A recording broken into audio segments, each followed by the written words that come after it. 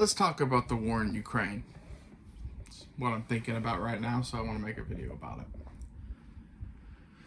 I'm against the war in Ukraine for several reasons, but here goes the best that I can remember them. This territory that is the Ukraine should not be an independent state. We can get into the what fors and whys of that, but basically it is an area that has been under the control of Russia for the better part of 1200 years to some extent. If you go back in their history, what eventually became the Russian Empire started in and around a few cities, and one of them was Kiev, which is the capital of Ukraine. As much as they keep trying to call it Kyiv, it's Kiev. That's how it's pronounced. I don't know what's with this like 1984 doublespeak bullshit where they change words and don't ever explain it. Like when they started this war, I started noticing that they kept calling it Kyiv instead of Kiev, and I thought it was just Biden mispronouncing shit at first. Looked into it. No, according to them, that's the Ukrainian way to pronounce it, and it's an offensive thing to call it Kiev. So I'm calling it fucking Kiev, because that's what it was for 1200 years. The Kievan Rus were one of the major factions that came together to form the Russian Empire. After the fall of the Soviet Union and whatever, the Ukraine was established as an independent state to be a buffer zone between Russia and the rest of Europe, and it was supposed to be not in NATO. It was supposed to be an independent state that was neither aligned with Russia or NATO, to just keep them separate so we never had to worry about wars again. In reality, from a Russian perspective, in World War II, this was the route and area that was taken to invade all of Russia. Literally, Panzer tanks were cruising across the plains of Ukraine. So, from a security standpoint, they don't feel comfortable living next to Germany with them having this open access road to get into there. And it's one thing to have it be an independent nation. It's another thing to have it join NATO and be a NATO ally and have NATO forces parked in this zone that was invaded in World War II. It is unacceptable to them. And it's perfectly reasonable to see why. It's sort of like if Russia took over Texas and parked a bunch of Russian tanks in Texas, we wouldn't like it. The same goes here. So just from a security territorial standpoint, this never should have been separated from Russia. The stuff done to Russia at the fall of the Soviet Union is kind of a travesty. And it doesn't make you stronger to put your biggest enemy, basically, into a position where it is backed into a corner, which is exactly where it is now. Like, making it its own independent country was step one. Step two was getting it to where it was not aligned with Russia at all.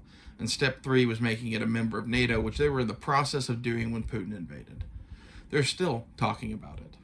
And basically, they are a member of NATO. They're getting all of the aid that a NATO member nation would get, except for actual boots on the ground. Why is this? Well, there was a pro-Putin government in the Ukraine many years ago. I forget when this happened, but there was a color revolution that took place, which is what they call it when basically the CIA comes in and ousts your government and puts in place one that they more agree with. And the people that they put in place are, in my opinion, neo-Nazis. Are they openly neo-Nazis like the Azov Battalion? No. But they're more than fine with having the Azov Battalion, which are openly neo-Nazis, amongst their forces. That's unacceptable to me. That's unacceptable to Putin, and it's unacceptable to Russia.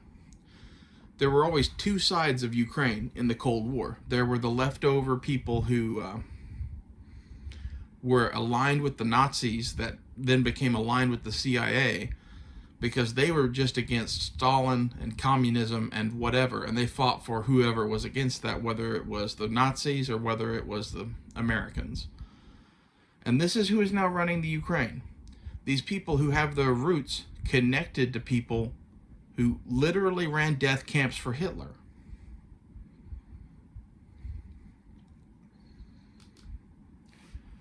You know, they have fucking days of celebration for a couple of people that ran death camps in that country now. Literally, fuck them.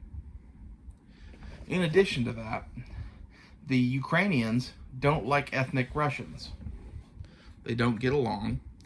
And throughout the country, there used to be a lot of ethnic Russians, and they've kind of been concentrated down to where they're in a few regions on their eastern border. These are the Donbass and Luhansk. These are the breakaway Ukrainian republics that want to join Russia because they are 90% plus Russian. And what the Ukrainians have been doing for the last 20 years is just going through there and killing people at random. The Ukraine has kind of been waging an internal war or genocide against those people.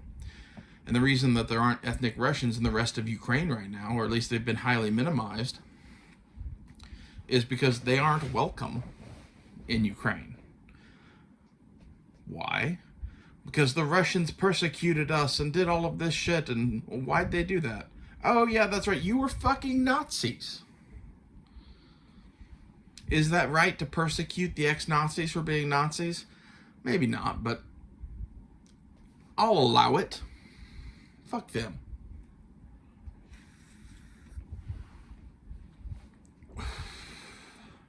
Basically, nothing is right that happens over there on either side. And I would rather have a stable Russia that feels secure in its borders and like it doesn't need to wage wars.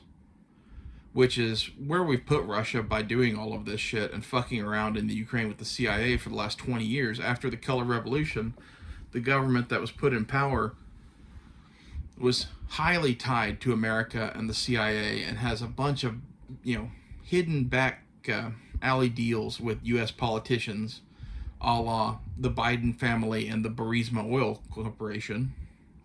You can look into that for yourself, but basically they've been paying Hunter Biden for Joe Biden favors for the last, the whole time he was in office with Obama.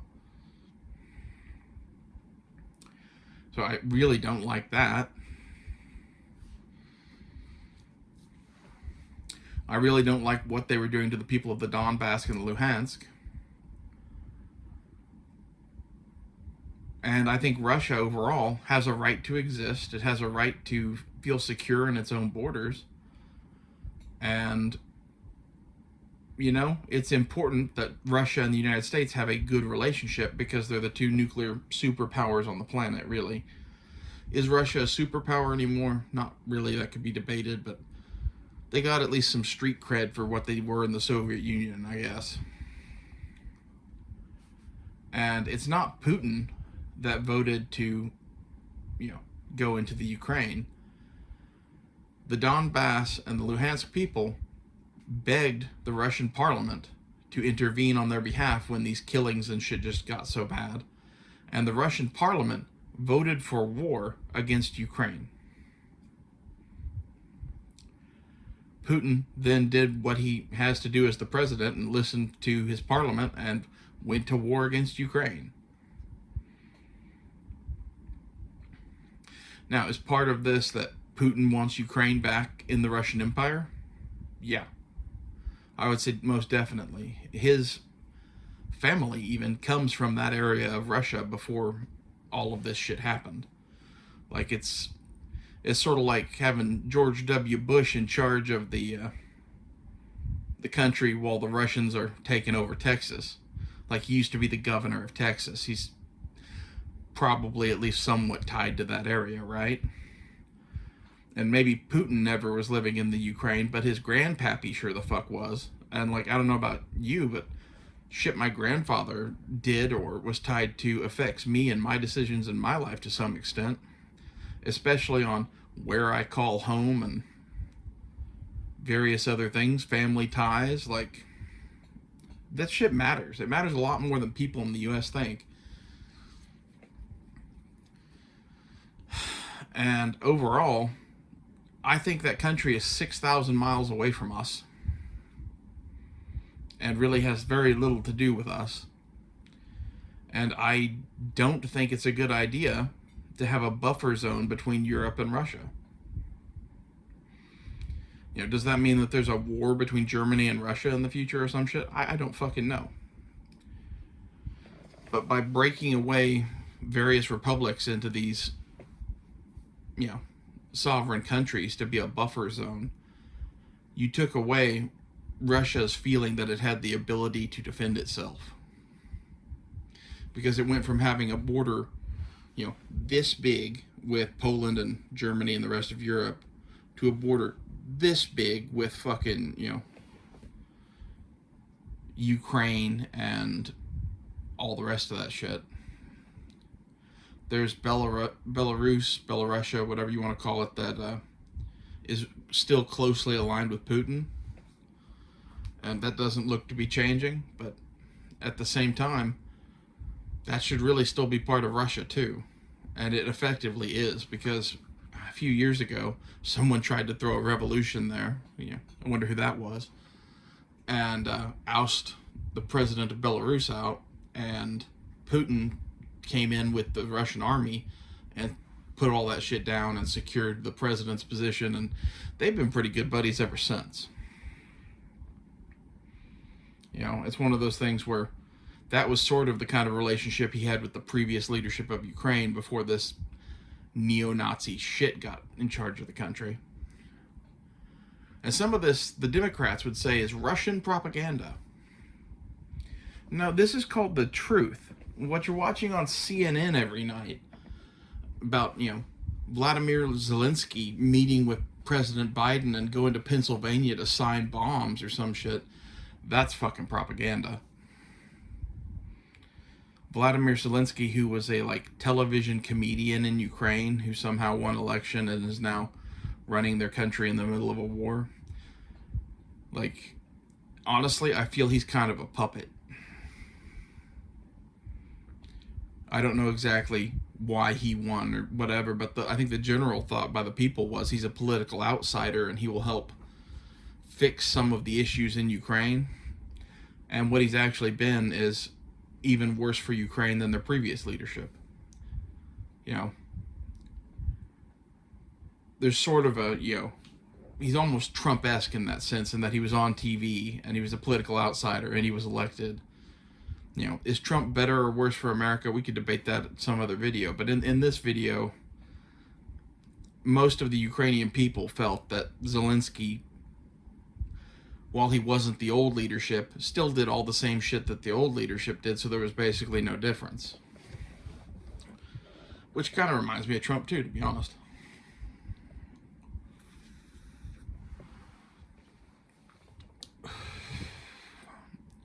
Then on top of that, the Ukraine is a playground for billionaires and millionaires from Europe to go and commit crimes in. That's what goes down in Ukraine. When someone like Andrew Tate or something like that wants to go rape a bunch of women, he doesn't do that in France. He goes to fucking Ukraine and gets a bunch of Ukrainian bitches and puts them on drugs and fucks the shit out of them for 3 weeks and then goes home. There's a lot of that happens in Ukraine. There's worse that happens in Ukraine. I've personally been scammed by a Ukrainian before, so maybe I'm just, you know, colored and seeing them all as fucking criminals. But the part of their government that's not run by the neo-Nazis is run by the Ukrainian mob. Again, the whole Burisma thing. Who do you think runs that shit? And this is where, so the current president's son was receiving money from essentially the Ukrainian mafia to get favors from his father? Yes, that's what I'm telling you. And isn't it funny how as soon as the Ukraine got attacked, the anti-war party of the Democrats instantly flipped to, you know, 1960 whatever you want to call it Democrats, where they're calling for the war in Vietnam, which they did. You know, Kennedy was getting us out of the conflict in Vietnam, and he was very unpopular for it. Lyndon Johnson, who was, you know, a very big wig in the political party back then, took us further into Vietnam. He is the reason why all of our forces got sent into Vietnam. And really, there's a lot of similarities here between South Vietnam and the Ukraine. A lot of backdoor deals, a lot of exploitation of their natural resources and their people by the Democrats.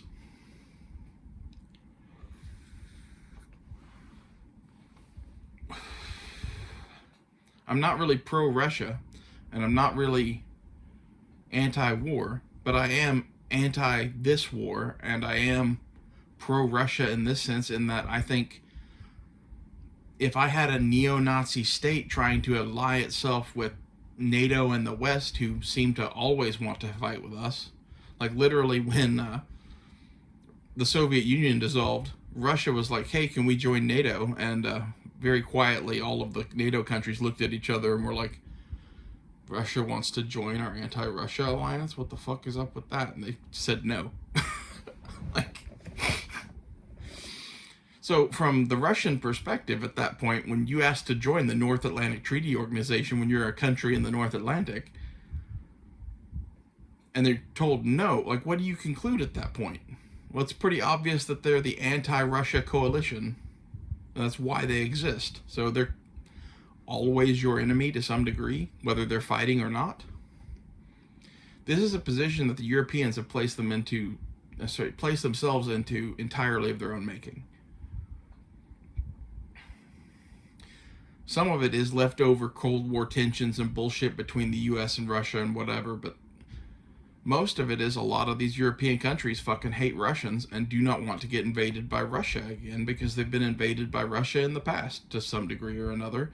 And then after World War II, Russia seized all of Eastern Europe as, new Soviet states or Warsaw Pact members. A lot of them are resentful about that shit, and now they're all members of NATO.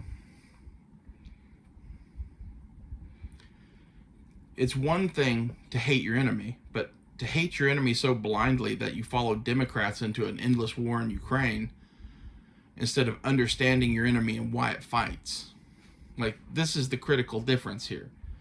And the reason the Russians are fighting right now is because of the genocide that the Ukrainians were perpetrating in these breakaway republics on their eastern border, mixed with their neo-Nazi state, mixed with their new ties in with NATO, which is an anti-Russia, alliance, basically. It's pretty easy to see why they invaded the Ukraine. And is that justification for invading? If I were Russian, I would tell you yes. So I'm going to have to say yes on that one. We as Americans sit over here and judge things based off of our own position, but that's not really how you should judge these things. You should put yourself into the position of the man making the decisions and view for yourself, would you do it? And if the answer is yes to that, then maybe we should try to pull back a little bit and calm this shit down and try to find a peaceful resolution. So I guarantee you, if the money and guns and bombs stopped flowing to Ukraine, it would force Zelensky and the Ukrainians to sit down at the table and make real concessions to Putin and accept their new borders. What would that be? I don't know. Is Putin a reasonable enough man to just take Donetsk and Luhansk and the Crimea that he already took in 2014 for similar reasons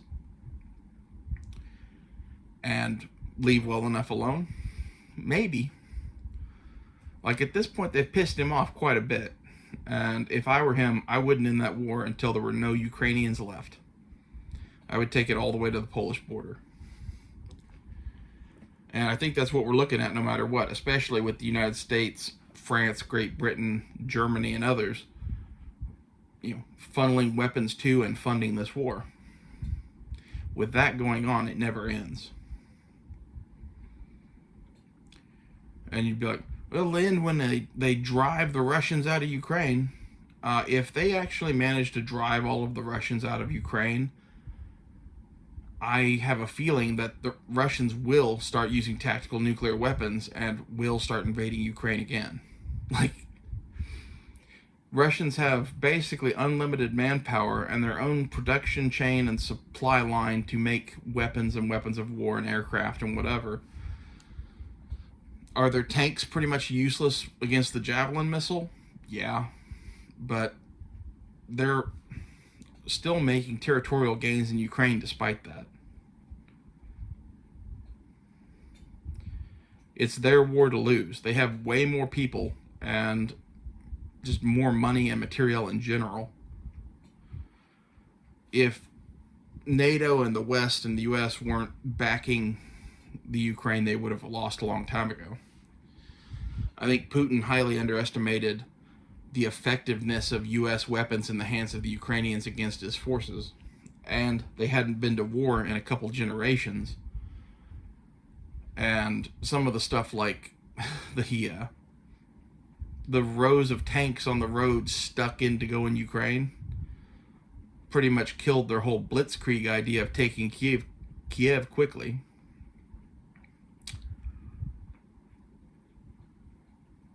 You know, he thought he was going into one kind of fight and found out very quickly that the Russian army was kind of a paper tiger because it hadn't been to war in 2 generations and their equipment is essentially from World War II, and they're fighting people that are being funded and supplied by some of the most modern militaries on the planet. You know, so what did the Russians do in response to this? Well, the Russians decided, okay, well, we'll dig trenches, we'll dig in at night and fight during the day and use artillery barrages to move the ball forward every day.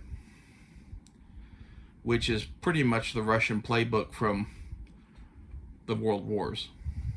You know, in World War II, they had tanks that were more effective against the Germans, but at the end of the day, it was artillery and infantry that won that war, not the Russian tanks.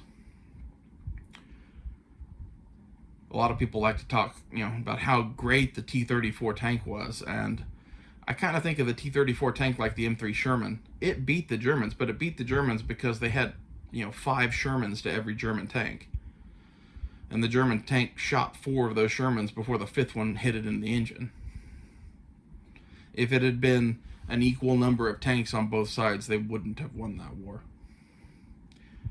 And it was this tactic now that we're seeing of infantry and artillery mixed in with their tanks that actually won World War II. And when you remove their tanks as an option, they're going to go back to that. And it's a slow and brutal war creeping across the country of Ukraine.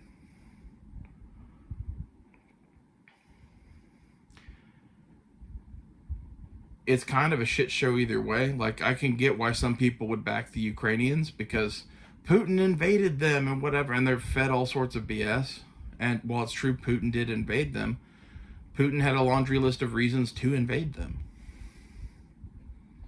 Like, you can't just go up and keep kicking a tiger in the ass and expect not to get slashed and bit.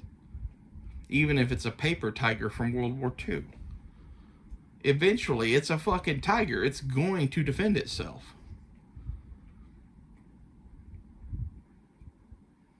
And that's kind of the thing you have when you're dealing with Russia.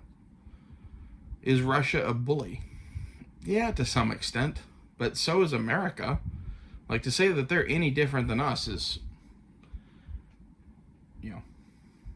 a logical fallacy, in my opinion. Like, we kill a lot of people around the world simply because we're a bully. So does NATO. In particular, the Ukrainians were killing Russians.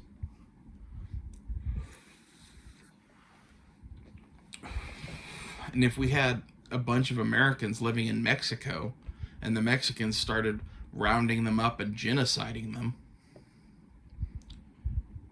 would we get involved in that shit? Not at first, probably, but eventually, yes, we would be dragged into a war with Mexico over it. And that's essentially what's happened here. And I see no reason to keep funneling money and weapons to a neo-Nazi state whether it's run entirely by neo-Nazis or just so friendly towards them that they allow them to take part in their army and celebrate their heroes with some National Remembrance Day, which they do. I forget the guy's name, but he ran a death camp in the Ukraine killing Jews, and he's a national hero of Ukraine because he went on to work with the CIA to do sneaky shit and try to fight the Soviet Union after they took over. He's not a good guy. He shouldn't have a fucking Remembrance Day. It was the stuff he did against the Soviet Union good in our opinion? Yeah. But he also ran a fucking death camp. So, I don't know. Take that for what it's worth. And all of this is so Hunter Biden can make money off of his illegal business dealings in the Ukraine? No thanks. Who else is doing that? We know about Hunter Biden. We don't know about whatever money Nancy Pelosi or name a fucking Democrat politician here is getting from them. But considering how quickly the Democratic Party started wearing little Ukrainian flags and welcoming Zelensky into the Capitol and signing all sorts of bills to fund this war, I think there's quite a few people getting paid off. It's not just Biden. We know about Biden because his son's a fucking idiot and leaves all this information on a laptop that he forgets he exists because he smokes crack and leaves at a laptop repair shop until the point that the guy opens it up and sees what's in there and hands it to the FBI. And then the CNN and MSNBC and everyone else and the FBI say this is Russian disinformation for how many years before it comes out that no, this is true, that he has these business dealings and ties to Ukraine and it's not a Russian hoax or some shit or a fake laptop. Your media lies to you. They lied to you about the Hunter Biden laptop. They are lying to you now about Ukraine. They are lying to you about what started this war, and they are lying to you about why this war continues. Because it is entirely about putting Russia into a better position for the eventual invasion of Russia. Will that happen in our lifetimes? No, probably not. But this is how these people play. This is what NATO is about. It is about eventually getting rid of Russia. Is it a, North Atlantic Treaty Organization defense force to defend against Russia? Yes, but you know what the ultimate defense against Russia is? For there to be no Russia.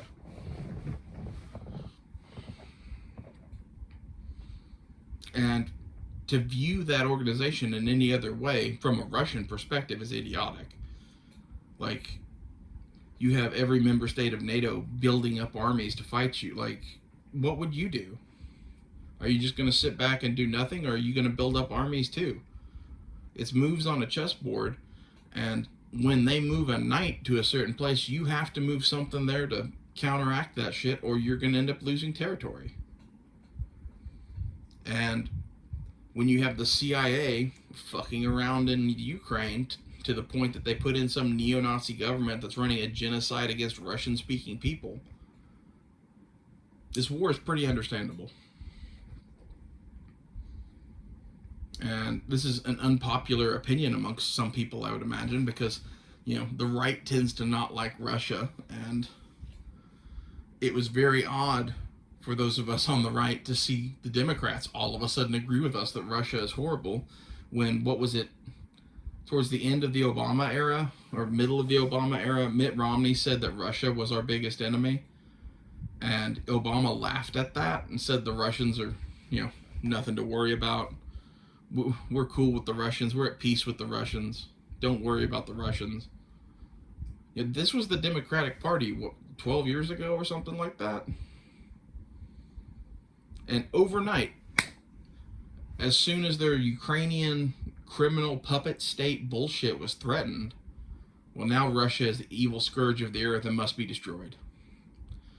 This war won't end until every inch of Ukrainian soil is free of Russian troops.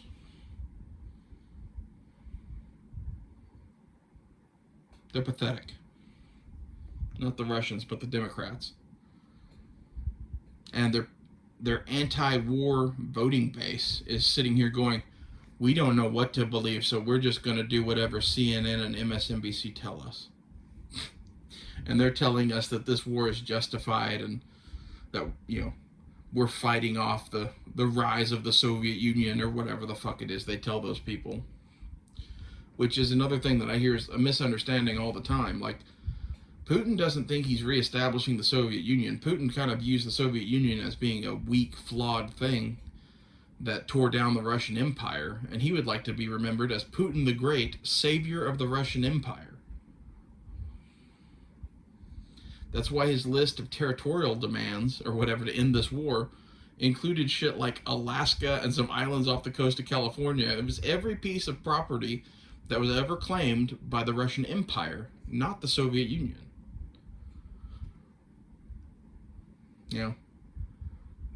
The Democrats are all hot to get into this war, but they don't understand their enemy at all. And they're useful idiots. Whoever's really pulling the strings on this shit, I don't know. But they have their own reasons for wanting to take down Russia. And those are mostly oil and financial based. It doesn't help that now Russia's selling oil for gold, which they talked about doing for years before this, and as soon as they were cut off from the Western banking system and had the U.S. steal all of their money, they started doing that because you might as well. Like, they're basically at war with us now. As soon as Putin started selling oil for gold, that was the ultimate declaration of war in my mind. Like, that was, okay, well, if you're going to do all that, well, then fuck you. You can use rubles or gold to buy oil from Russia, and unless you're India, then we accept rupees as though they're rubles, which is odd from some people's estimations or whatever, but a lot of people don't understand that the Indians and the Russians have been tight for quite a while. When the U.S. and Great Britain wouldn't help them fight off some shit in, what was it, the 60s or the 70s, it was Russia that helped them. Russia helped them in many ways over the last 50 some odd years. And I don't know, I think it's dangerous letting Russia and India get close together, but it's kind of veering off topic. Do you agree? Do you think the war in Ukraine is, a just cause for the Russians? Do you think the war in Ukraine is a pointless fucking border skirmish between two evil groups of people? That's kind of my take on it. If anything, I side with the Russians, though, over the fucking neo-Nazis.